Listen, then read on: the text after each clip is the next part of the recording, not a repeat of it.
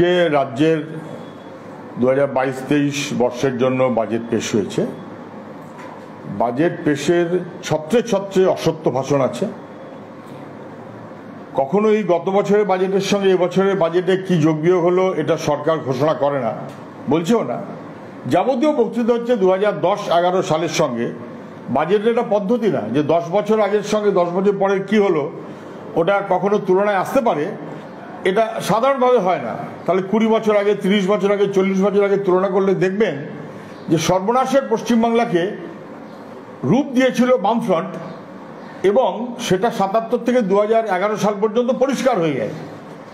এই সরকার যেহেতু কার্যত তার অগ্রগতিটা খুবই বিপজ্জনক, সবাই বুঝতে পারছেন, সেই কারণে বারে বারে 10-12 বছর আগের সঙ্গে তুলনা করে অ্যাজ ইফ 1 বছরের অগ্রগতি এরকম দেখাবার চেষ্টা করছেন, যেটা রাজনৈতিকভাবে অর্থনৈতিকভাবে একটা ভ্রান্তি। এটা নিয়ে কোনো সন্দেহ নেই। নিয়োগ বন্ধ, 5.5 লক্ষ নিয়োগ পশ্চিমবাংলার সরকারে নিয়োগ নেই, 0 পদ। আগে ওরই বক্তব্য ছিল যে 1,38 লক্ষ নাকি কাজের ব্যবস্থা সরকার করেছে। অদ্ভুত অদ্ভুত কাণ্ড। এর আছে অনেক কথা আছে। এই বাজেটের মধ্যে আছে যে 90,000 কোটি টাকা কেন্দ্র যেভাবে নিয়ে চলে যায় সেটা ঠিক না, যদিও রাজ্যের হিসেব কতটা ঠিক আছে নিয়ে সন্দেহ সবারই আছে, আমারও আছে।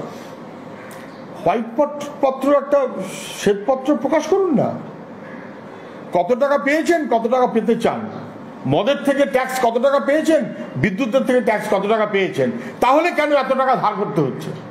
সরকারটা হোয়াইট পেপার পাবলিশ করুক। এটা কি হচ্ছে? এসব করার কোনো নামগন্ধ নেই। এই বাজেটে এত কিছু বলা হয়েছে। আচ্ছা, দেউচা পচামিতে যে 10,000 কোটি টাকা খরচ করবেন বলে রোজ ভাষণ মারলেন, দেউচা পচামিতে কোনো বরাদ্দ রাখা হয়েছে বাজেটে? একটা বাক্য, একটা শব্দ কেউ দেখাতে পারবেন যে দেউচা পচামির জন্য 10,000 কোটি টাকা বাজেট বরাদ্দ করা হলো? তাহলে এতদিন বলা হলো, বাজেটের সময় তা বরাদ্দ রাখা হলো না। চূড়ান্ত অসততা, প্রত্যেকটি পদে পদে মানুষকে বিভ্রান্ত করার জন্য, দেউচা পচামির জন্য এখানে কিছু রাখা হয়নি। এবারের বাজেটে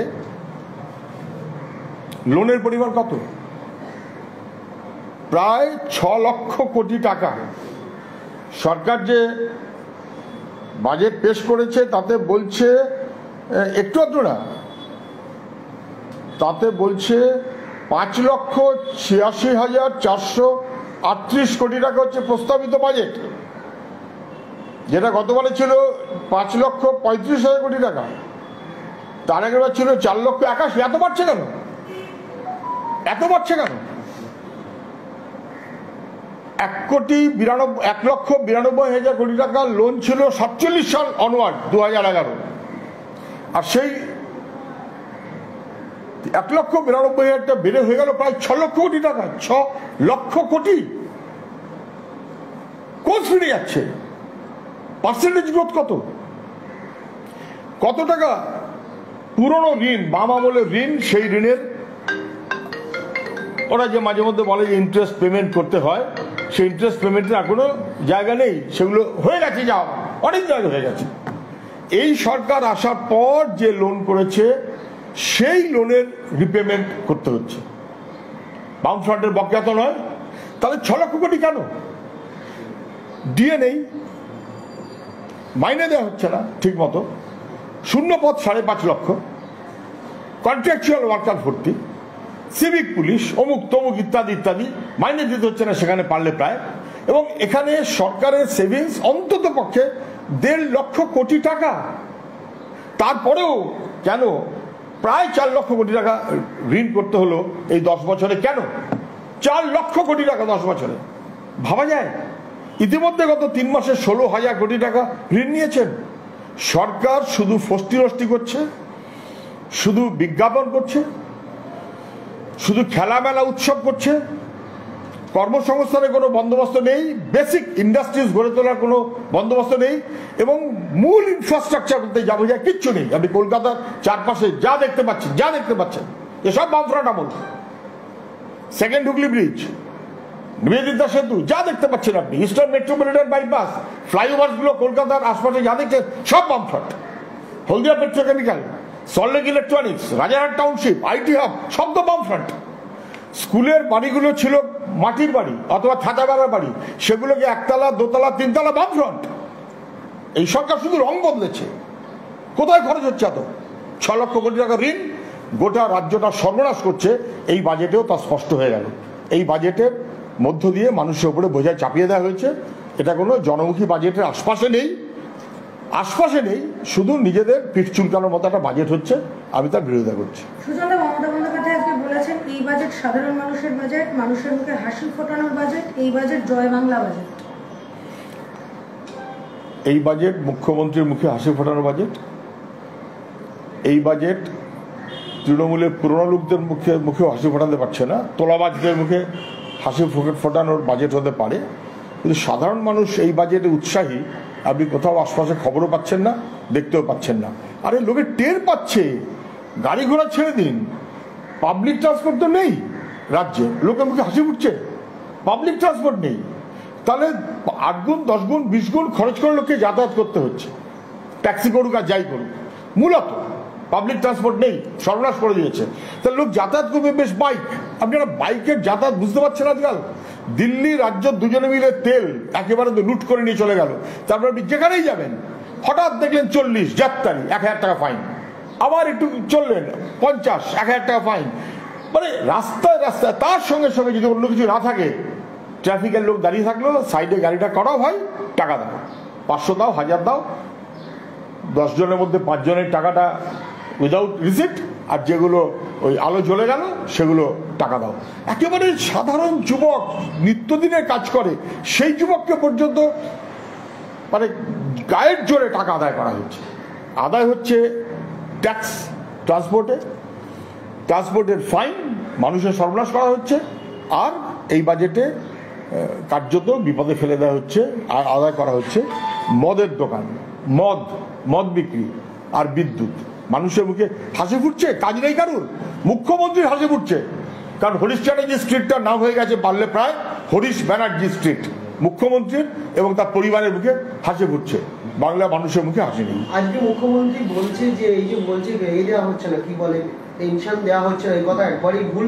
রাজ্যের সমস্ত কর্মীদের পেনশন দেওয়া হচ্ছে, যারা পরে চুক্তিভিত্তিক জয়েন করেছে তাদের হয়তো পেনশন পাচ্ছে না, কিন্তু যে প্রকল্পগুলো চলছে অন্যান্য রাজ্যে তো পেনশন বন্ধ করে দেওয়া হয়েছে, এই রাজ্যে তো এখনো চালিয়ে যাচ্ছে এত খরচ। আমি মুখ্যমন্ত্রীকে বলবো যে পেনশন দেয়া হচ্ছে না কথাটা এখনো খুব বেশি লোকে বলেনি, হয়তো বলবে, হয়তো বলার মতো সুযোগ হচ্ছে।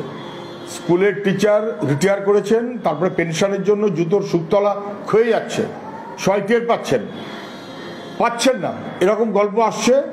সেটা এখনো লোকে খুব বেশি বলেনি।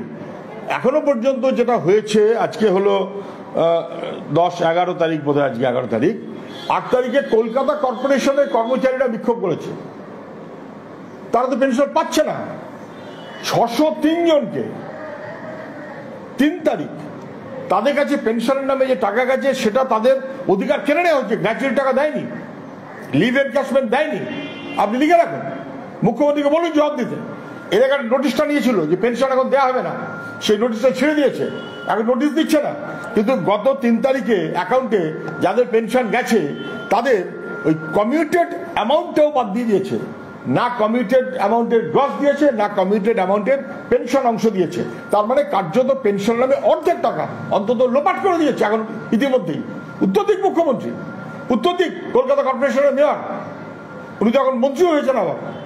উত্তর দিক গত 3 তারিখ, আমি আবার বলছি, 3রা মার্চ যাদের নামে এরকম 603 জনের নাম আমি জানি, আমার তালিকা আছে, তাদের পেনশন অ্যাকাউন্টে যে টাকা গেছে, তাদের যা পেনশনের প্রাপ্য ইনক্লুডিং গ্র্যাচুইটি ইত্যাদি ইত্যাদি যায়নি, এবং ইন্টারনাল চালাচালি হয়েছে যে এখন সবগুলো দেওয়া যাবে না। তাহলে কি দেবে? কার্যত পারলে প্রায় একটা রিডিউসড পেনশন, কমিউটেড অ্যামাউন্টটাকে বাদ দিয়ে, গ্র্যাচুইটি ইত্যাদি ইত্যাদি বাদ দিয়ে। মুখ্যমন্ত্রী যদি শুনে থাকেন পারলে উত্তর দেবেন। মমতা বন্দ্যোপাধ্যায় বলছেন ইভিএম এর ফরেনসিক টেস্ট প্রয়োজন, ইউপি ইলেকশনের পর যন্ত্রের সাহায্য নিয়ে জিতেছে বিজেপি, এবং অখিলেশ যাদবকে বোকা বানানো হয়েছে, ওনার জেতার কথা ছিল বিজেপি। মুখ্যমন্ত্রী উত্তরপ্রদেশ নির্বাচন নিয়ে কমেন্ট করেছেন, কমেন্ট করাটা সঙ্গত। উত্তরপ্রদেশের নির্বাচনে ইভিএম এর গোলযোগ আছে, এই অভিযোগ এসেছে একবার না একাধিকবার। অখিলেশ যাদব উত্তরপ্রদেশে জিতবেন সবাই জানতেন। কেউ কেউ বলছেন যে অখিলেশ যাদব মমতা ব্যানার্জির হাত ধরায় নাকি বিপদে পড়েছেন, মমতা ব্যানার্জির প্রেজেন্স নাকি বিজেপিকে সাহায্য করেছে। সেটা খানিকটা বেনারসের চারপাশের রেজাল্ট দেখলে বোঝা যাচ্ছে, খানিকটা লখনৌয়ের চারপাশের রেজাল্ট দেখলেও বোঝা যাচ্ছে যে দুটি রাতে মুখ্যমন্ত্রী গিয়েছেন। অন্য কোথাও জাননি তো, ওই দুটি রাতে বিজেপির গতিবৃদ্ধিটা একটু বেশি। যাই হোক, সেটা ভিন্ন কথা। কিন্তু ইভিএম এর গোলযোগের গল্প তো আছে বটেই, এবং আমরা তো বহুবার কথাটা বলেছি। ইভিএম কি ঠিকমতো হচ্ছে কার্যকরী? পশ্চিমবাংলায় যখন ভোট হয় পুরসভায়, তখন তো আমরা বলেছিলাম কোথায় ভিভিপ্যাট তো দিলেন না, সেটা তো রাজ্য সরকারের কন্ট্রোলে। তাহলে রাজ্য সরকারের কন্ট্রোলে ভিভিপ্যাটও দেবো না, ইভিএম আবার অন্য যাতে বলবো ইভিএম এর গন্ডগোল, আমরা বলতে পারি তো মুখ্যমন্ত্রী বলবেন কি করে? ইভিএম এর গোলযোগ হচ্ছে, তার অ্যাডভান্টেজ বিজেপিতে বিজেপি যদি নেয় উত্তরপ্রদেশে, পশ্চিমবাংলায় তার অ্যাডভান্টেজ কে নিয়েছে? যদি গোলযোগ হয়ে থাকে, পশ্চিমবাংলার অ্যাডভান্টেজ কি তৃণমূল নিয়েছে? উত্তরপ্রদেশের অ্যাডভান্টেজ আমি বুঝলাম, ওখানকার রাজ্য সরকার বিজেপি তারা নিয়েছে। মুখ্যমন্ত্রী পরিষ্কার করুন। আচ্ছা, পরবর্তী আরেকটি বিষয় যেটা উঠে আসছে সেটা হলো মমতা বন্দ্যোপাধ্যায় বলেছেন যে গোয়ায় 3 মাসে আমরা 6% ভোট পেয়েছি, কংগ্রেসের দ্বারা আর কিছু হবে না, সমস্ত আঞ্চলিক দলগুলোর উচিত একসাথে জোট করে বিজেপিকে সরানো। আমাকে ছেড়ে জোট করা যেতেই পারে, কিন্তু এগিয়ে আসা উচিত। মুখ্যমন্ত্রীকে আমি মনে করিয়ে দিই যে গতকাল নির্বাচনে যেভাবে বিজেপির বারবারন্ত হয়েছে, এটা দেশের পক্ষে খুব অশনি সংকেত। উত্তরপ্রদেশ কিংবা গোয়া কিংবা মণিপুর কিংবা উত্তরাখণ্ড সব মিলিয়ে এটা দেশের পক্ষে খুব অশনি সংকেত, বিপজ্জনক। জিনিসের দাম হু হু করে বাড়বে, ইতিমধ্যে মোদী তার ইঙ্গিত দিয়েছেন, অপেক্ষায় ছিলেন। পেট্রোপণ্যের দাম বাড়ানোর জন্য অপেক্ষায় আছেন। শুধু তাই না, যেভাবে ধর্মীয় বিভাজন করে এবং আমাদের ভারতবর্ষের সংবিধানকে কার্যত বানচাল করে দিয়ে দিল্লি চলতে চায়, বিজেপি চলতে চায়, সেই দিক থেকে এই নির্বাচনের ফল খুব বিপজ্জনক। গোয়াতে নির্বাচন হয়েছে, গোয়াতে বিজেপি জিতে গেল, গতবার বিজেপি জেতেনি, এবারে বিজেপি জিতলো এককভাবে জিতল। সেইখানে যখন তৃণমূল গেছে, সবাই এই কথাটা বলছিলেন যেটাতে আলটিমেটলি কি বিরোধী ভোট ভাগ হয়ে বিজেপির লাভ হবে। দেখা গেল যেটা, তৃণমূল যাদের সঙ্গে জোট করে ভোট করেছেন, ভোটের রেজাল্ট বেরোবার আগেই তারা বিজেপির হাত ধরে নিয়েছেন। তাহলে বিজেপির হাত ধরবার জন্য যারা তৈরি, তাদের সঙ্গে মমতা ব্যানার্জি যুক্ত হওয়ার মধ্য দিয়ে বিজেপি বিরোধী ভোটটাকে খাড়াখাড়ি ভাগ করে দেওয়ার একটা ব্যবস্থা কি করলেন? তার মধ্যে দিয়ে বিজেপির অ্যাডভান্টেজটা কি এনশিওর করলেন? বিজেপি কি এতে খুশি হলো? এই প্রশ্ন তো আসবেই। অভিষেক ব্যানার্জি বলেছিলেন, আমরা গোয়াতে গেছি এমনি এমনি না, সরকার গঠন করব সেই জন্য গেছি। সরকার গঠন একবার না, একাধিকবার সভায় বলেছেন। মুখ্যমন্ত্রী দিনের পর দিন পড়ে থেকেছেন। দৈনিক 7 লক্ষ টাকা শুধু হোটেল আর ইত্যাদি খরচ হয়েছে দৈনিক। কার টাকা? কে দিয়েছে? কোথা থেকে টাকাটা এসছে? কার সাহায্যে এই টাকাটা খরচ করা হয়েছে? কোন কর্পোরেট সেক্টর এই টাকাটা দিয়েছে? তাতে আদানির কি ইন্টারেস্ট? আদানির ইন্টারেস্ট বিজেপির জন্য আমরা জানি, আর কার জন্য? তৃণমূলের জন্য এত ইন্টারেস্ট কেন? তাহলে আদানিদের ইন্টারেস্ট বিজেপির জন্য, আদানিদের ইন্টারেস্ট তৃণমূলের জন্য না বোঝার কোনো কারণ নেই। উনি সরকার করতে গেছিলেন, হয়েছেন শূন্য, জোট সঙ্গী চলে গেছে বিজেপির দিকে। আর সম্ভবত এরকম 11টা সিট আছে যে সিটে তৃণমূল বা ইত্যাদি ওদের যে জোট, সেই ভোটটা কাটার কারণে বিজেপি জিতেছে। বিজেপি জিতটাকে এনশিওর করেছে তৃণমূল। এটা যেন তৃণমূল পারলে বুঝে রাখে, তৃণমূল থাকলে বিজেপির লাভ। এটা আরেকবার স্পষ্ট প্রমাণিত হয়ে গেল গোয়ায়। মমতা বন্দ্যোপাধ্যায় বলছেন, কেন্দ্রের সব আন্দোলন গটাপ আমি নন্দীগ্রামে দেখে নিয়েছি, গণতন্ত্র সংবিধানকে হত্যা করতে চাই বিজেপি। মুখ্যমন্ত্রী হিসেবে মমতা ব্যানার্জি বলছেন, কেন্দ্রের সরকারকে উনি দেখে নিয়েছেন, ওরা গণতন্ত্র আর সংবিধানকে হত্যা করতে চায়। এটা বোঝেননি কেন এতদিন? এ তো বহুদিন আগে থেকে আমরা বলছি। ওনার পড়াশোনার আগ্রহ না থাকতে পারে, সিপিএম এর পত্রপত্রিকা উনি পড়বেনই বা কেন? 2000 সালে আমাদের পার্টির যখন আপডেটেড পার্টি প্রোগ্রাম হয়, স্পষ্ট বলা আছে 8-10টা পার্টির সঙ্গে বিজেপি মেলে না, বিজেপি অন্য ধরনের পার্টি। স্পষ্ট বলা আছে, দেশের অনেকেই সব বুঝেছেন বলে একভাবে চলেছেন। তো উনি বাবরি মসজিদ ধ্বংসের পর বিজেপির সঙ্গে সরকার করেছেন কেন? উনি নরেন্দ্র মোদী গোত্রাকাণ্ডের পর তাকে ফুল পাঠিয়েছেন কেন? না জেনে? তখন জানতেন না, এখন জানলেন? এ তো সবাই জানে। আমরা তো আমাদের ডকুমেন্ট আকারে কত বছর ধরে বলছি, এদেশের পত্রপত্রিকা লেখালেখি করছে, বহু পত্রপত্রিকা লেখালেখি করেছে কোন তত্ত্ব নিয়ে বিজেপি চলে এবং সে কেন বিপজ্জনক, কেন সেটা আমাদের গণতন্ত্র এবং সাংবিধানিক সমস্ত বিধি ব্যবস্থার বিরুদ্ধে, কেন সে বিভাজন বাড়ায়, কিভাবে কর্পোরেট তার স্বার্থ রক্ষা করার জন্য বিজেপি চলে সবাই জানে। মুখ্যমন্ত্রী জানতেন না? উনি মন্ত্রিত্ব করার জন্য বিজেপির সঙ্গে গেছেন, উনি মন্ত্রিত্ব করার জন্য RSS কে দেশপ্রেমী বলেছেন, উনি মন্ত্রিত্ব করার জন্য বিজেপির সঙ্গে নরেন্দ্র মোদীকে ফুল পাঠিয়েছেন। আজকে এইসব কথা বললে কেউ শুনবে? আজকে বলবে পশ্চিমবাংলায় যা ছিল না বিজেপি, তাকে পশ্চিমবাংলায় নিয়ে আসার দায়টা বিজেপি। আমি দেখলাম তৃণমূলের এক নেতা সাংবাদিক সম্মেলন করে বললেন 96 সালে যখন বাজপেয়ী গভর্নমেন্ট এসছে তখন পশ্চিমবাংলায় কিন্তু বিজেপি দাঁত ফোটাতে পারেনি। আমি শুধু মনে করিয়ে দিই, হয়তো না খেয়াল করে বলেছেন, তখন পশ্চিমবাংলায় দাঁত তো ফোটাতে পারেনি বটেই, তখন পশ্চিমবাংলার মুখ্যমন্ত্রীর নাম মমতা ব্যানার্জি ছিল না, ছিল জ্যোতি বোস, পরবর্তীকালে ছিল বুদ্ধদেব ভট্টাচার্য। জ্যোতি বোস বুদ্ধদেব ভট্টাচার্যদের সময় পশ্চিমবাংলায় দাঁত ফোটাতে পারেনি বিজেপি। সেই বিজেপি কেন পশ্চিমবাংলায় এখন দাঁত ফোটাচ্ছে, এই জবাবটা তৃণমূলকে দিতে হবে, বিজেপিকে দিতে হবে, মমতা ব্যানার্জিকে দিতে হবে। আজকে অভিষেক বন্দ্যোপাধ্যায় এয়ারপোর্টে দাঁড়িয়ে এমনটাই বলেছে যে গোয়াতে আমরা যেখানে কিছু ছিল না সেখানে যথেষ্ট জায়গা করতে পেরেছি, বিজেপিও এমন জায়গা করতে পারেনি বা অন্য কোনো দল করতে পারেনি, আমরা ওখানে পড়ে থাকবো দাঁতে দাঁত কামড়ে, আগামী নির্বাচনে আমরা আরো ভালো জায়গা তৈরি করতে পারবো। অভিষেক বন্দ্যোপাধ্যায় বলেছেন যে দারুণ ভালো রেজাল্ট করেছেন ওরা গোয়াতে এবং আগামী দিনে দাঁতে দাঁত কামড়ে পড়ে থাকবেন যাতে আরো ভালো ফল করতে পারেন। আমি বললাম উনি ঠিকই বলেছেন, যা উদ্দেশ্য নিয়ে গেছিলেন সেই উদ্দেশ্য সফল হয়েছে। ওরা বলেছেন আমরা এমনি এমনি যাইনি, আমরা এসেছি গোয়াতে সরকার গঠন করতে। উনি বুঝিয়ে দিয়েছেন তৃণমূল শূন্য পেয়ে বিজেপির সরকার গঠনটাকে নিশ্চিত করার কাজে উনি সফল হয়েছেন। বলুন। আজকে প্রশান্ত কিশোর একটা টুইট করেছেন যেখানে প্রধানমন্ত্রী বলেছিলেন যে 22 হচ্ছে 24-এর ভবিষ্যৎ, সেটাকে নস্যাৎ করে বলছেন যে কোনো রাজ্যের নির্বাচনের উপর নির্ভর করে না, 2024-এর নির্বাচনটা আসল লড়াইয়ের যে সিদ্ধান্ত সেটা বলতে যাবে। দেখুন, প্রত্যেকটি নির্বাচনের নিজস্বতা আছে। কদিন আগে উত্তরপ্রদেশে যখন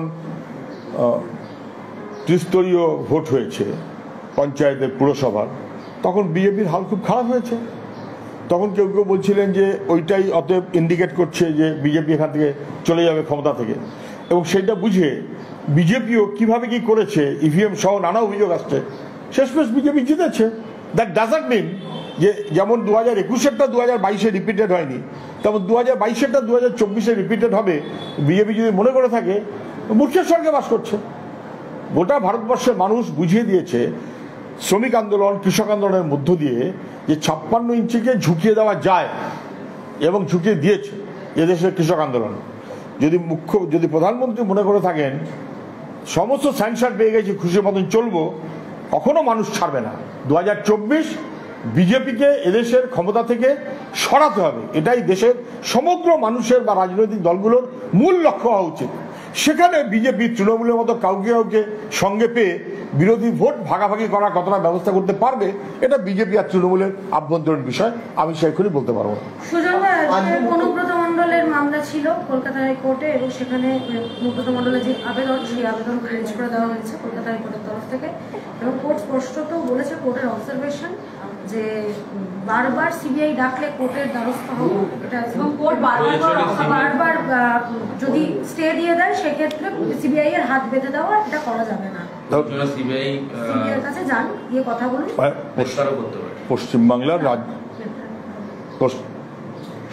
পশ্চিমবাংলার রাজনীতিতে কতগুলো ক্যারেক্টার তো খুব গুরুত্বপূর্ণ হয়ে গেছে। যেমন তথাগত রায় কামিনী কাঞ্চন করে নিজের গুরুত্ব বাড়িয়েছেন, যেমন মদন মিত্র সিনেমায় যাবো ভাব করছেন, তেমনি অনুব্রত মণ্ডলও এই সকাল দুপুর সন্ধ্যে যেভাবে কথা বলেন, চলেন, তার সঙ্গে অক্সিজেন কম ইত্যাদি ইত্যাদি, এই সব মিলিয়ে একটু বাড়তি গুরুত্ব পেয়েছেন, রক্ষা কবচের অপেক্ষায় আছেন। এদের রক্ষা কবচ কি হবে? হয় কয়লার পাচার, না হলে সোনার পাচার, হয় গরুর পাচার, না হলে বালি পাচার। এদের কি রক্ষা কবচ হবে? এরা রক্ষা কবচ চাইছেন, এদের রক্ষা কবচ হওয়ার কথা নয়। এরা এখনো পর্যন্ত জেলের বাইরে আছেন, এটাই যথেষ্ট। জেলের বাইরে থাকার কথা নয়। এবং সেই কারণেই যেমন দিল্লির থেকে সিবিআই খেলা খেলছে, কখনো একটু এগোচ্ছে, কখনো একটু পিছোচ্ছে, কখনো এগোচ্ছে, কখনো পিছোচ্ছে। রাজনৈতিক মনোভাবে যেমন আমাদের পশ্চিমবাংলায় রাজ্যের সরকার চলে, ঠিক সেই রকম মনোভাবে দিল্লি চলছে। তার থেকে কতটা রক্ষা কবচ পাচ্ছেন, সেই রক্ষা কবচ যখন ফেটে যাচ্ছে তখন দুটো রক্ষা কবচ, হয় কোর্ট না হলে উডবার্ন ওয়ার্ড। এবার কোর্টের রক্ষা কবচ আজকে পেলেন না, উডবার্ন ওয়ার্ডে বুকিং করা আছে বোধহয়, প্রসঙ্গত বলে রাখি, উডবার্ন ওয়ার্ডে বোধহয় বুকিং করা আছে। এইভাবে রক্ষা কবচ করে কখনো কেউ চলতে পারে না, এটা কখনো রাজ্যদের জন্য ভালো নয়। অনুব্রত মণ্ডল এসএসকেএম এ আসছেন উডবার্ন ওয়ার্ডের ডাক্তার দেখানোর জন্য। আমি না জেনেই বলছিলাম, আমি একটু আগেই বলছিলাম, সকালেও আমরা যখন সাংবাদিকরা জিজ্ঞেস করেছি একই কথা বলেছি, যারা অপরাধী তাদের জেলের মধ্যেই যেতে হবে। ওদিকে মোদি আর এদিকে দিদি দুয়ে মিলে বাঁচিয়ে রেখেছে, টিকিয়ে রেখেছে। ঢোকাবো না ভোট। তুই বিজেপির বিরুদ্ধে যেই বলতে শুরু করলো অমনি একটা সিবিআই লাগিয়ে দিল, ভাইপোর গলার শট চেঞ্জ হয়ে গেল। যত দোষ কংগ্রেস, এটাই চায় বিজেপি, এটাই চায় তৃণমূল, এটাই চলছে। রক্ষা কবচ কোর্ট দেয়নি, তাহলে এখন রক্ষা কবচকে উডবার্ন ওয়ার্ড। পিজি হাসপাতাল দুর্ভাগ্যক্রমে গীতশ্রী সন্ধ্যা মুখার্জির চিকিৎসার জন্য যোগ্য জায়গা নয়, কিন্তু উডবার্ন ওয়ার্ডটা অনুব্রত মণ্ডল মার্কাদের জন্য যোগ্য জায়গা। এটা খুব দুর্ভাগ্যজনক হচ্ছে। এতে আমাদের রাজ্যের সরকারের সেন্টার অফ এক্সেলেন্স হাসপাতাল, তার ক্রেডিবিলিটি নষ্ট হচ্ছে। আমাদের ডাক্তার, আমাদের চিকিৎসা ব্যবস্থা তাকে কার্যত বিপর্যস্ত করে দিচ্ছে, বদনামি করে দিচ্ছে রাজ্যের নবান্ন। আজকে এসএসসি মামলার যে দুর্নীতির মামলাটি চলছে সেখানে বিচারপতির মন্তব্য এটা কার্যত হিমশৈলের চূড়া মাত্র মনে হচ্ছে, এবং এসএসসি কর্তৃপক্ষের উচিত এটা নিয়ে একটা এফআইআর করা উচিত, তাদের তদন্তও করা উচিত। দেখুন, পশ্চিমবাংলায় যে কোনো নিয়োগ পরীক্ষা নিয়েই একটা চূড়ান্ত দুর্নীতি হচ্ছে। টেট, এসএসসি, পিএসসি, পুলিশের কনস্টেবল নিয়োগ, প্রত্যেকটি ক্ষেত্রে একে তো নিয়োগ নেই, তার মধ্যে যেখানে নিয়োগের যাওয়ার সুযোগ থাকছে তার দুর্নীতিতে ভরা। গ্রুপ ডি দুর্নীতি, গ্রুপ সি দুর্নীতি, মাস্টারমশাই দুর্নীতি, পাবলিক সার্ভিস কমিশন দুর্নীতি। এর মধ্য দিয়ে যেটা হচ্ছে, যোগ্য ছেলেমেয়েরা তারাও কার্যত অস্বস্তির মধ্যে পড়ে যাচ্ছে, কারণ যোগ্যতা কোনো মাপকাঠি থাকছে না। যোগ্যতার মাপকাঠি হচ্ছে একমাত্র নেতাদেরকে পয়সা দিয়ে ঠিক রাখতে পারবে, তাতেও চাকরি হচ্ছে না। এইরকম একটা অবস্থার মধ্যে গেছে। ফলে ফেল করা ছেলে পাস, ইন্টারভিউ পায়নি অথচ নিয়োগ পাচ্ছে। এটা হিমশৈলের চূড়া, রোজ ধরা পড়ছে। এখন স্কুল সার্ভিস কমিশনটাও কার্যত সিবিআই অথবা না সিবিআই এই বিতর্কের মধ্যে চলে গেল। এটা হিমশৈলের চূড়া। গোটা রাজ্যটা নবান্ন থেকে শুরু করে আর গ্রামের এই মাসলম্যান তৃণমূলের ঝান্ডাওয়ালা, এই সব একটা কার্টেল, একটা সিন্ডিকেট তার মধ্যে ঢুকে পড়েছে, যেখানে দুর্নীতি ছাড়া অন্য কিছু নেই। তুই আলাদা আছে চট করে কাটিয়ে দেবো আমার এবার এইটা মুশকিল হয় গো। আমি একটাই, কোনটার জন্য, কিসের জন্য? ওর তো আমি জানি ওর ঘন্টাখানেক জন্য আলাদা হয়। বলো তোমার কোনটা? সুকান্ত মজুমদার বলেছে বাইরে পাশ রাজ্যে যেখানে ভোট শান্তিপূর্ণ সেখানে এ রাজ্যে পুরসভা ভোটও। এটা তো সবার জন্য, এটা আলাদা কি হলো? করলেই পারতে। এটা কিন্তু আমি একটু আলাদা করে অন্যভাবে নেব। তাহলে অন্যভাবে নিলে নাও, আমি আর 10 বার করতে পারবো না। আমি করে দিচ্ছি, নিয়ে নিচ্ছি। না না না, আমার লোক বসে আছে না। এটা একটু বলে দিন দাদা, একবার এটা একটু বলে দিন, একবার বলে দিন। আমার কিন্তু এটা সিঙ্গেল রাখবেন। সিঙ্গেল তুমি বুমটা নিয়ে নাও, না, এটা সিঙ্গেল সবার দাও। আলাদা চলছে। হ্যাঁ, বলে দিন স্যার। এটা খুব দুর্ভাগ্যজনক হচ্ছে বা দুঃখজনক হচ্ছে যে আমরা পশ্চিমবাংলার মানুষ যখন বলতো যে বিহার বা উত্তরপ্রদেশে মাসলম্যান নির্বাচন হয়, গণতন্ত্র খর্বিত হয়, ভোট মানেই গন্ডগোল, ভোট মানেই মারপিট, ভোট মানেই ভোট লুট, ভোট মানেই একটা জবরদস্তি, সেইটা দেখা যাচ্ছে উত্তরপ্রদেশ, বিহার তাদের চাইতেও খুব খারাপ অবস্থায় চলে গেল হাল আমলে পশ্চিমবাংলা। মুখ্যমন্ত্রী আমাদের রাজ্যের মান উঁচুতে তুলছেন, আমাদের সম্মান বাড়াচ্ছেন। বিহার উত্তরপ্রদেশের লোকও পারলে তির্যকভাবে এখন বলছে এই এখন পশ্চিমবাংলার হাল। আমি জানি না মুখ্যমন্ত্রী এসব বোঝেন কিনা, বাংলার এই সর্বনাশের দায় কিন্তু ওনার। চলো চলো চলো, আমার কিন্তু লোক বসে আছে, বুঝে রাখো।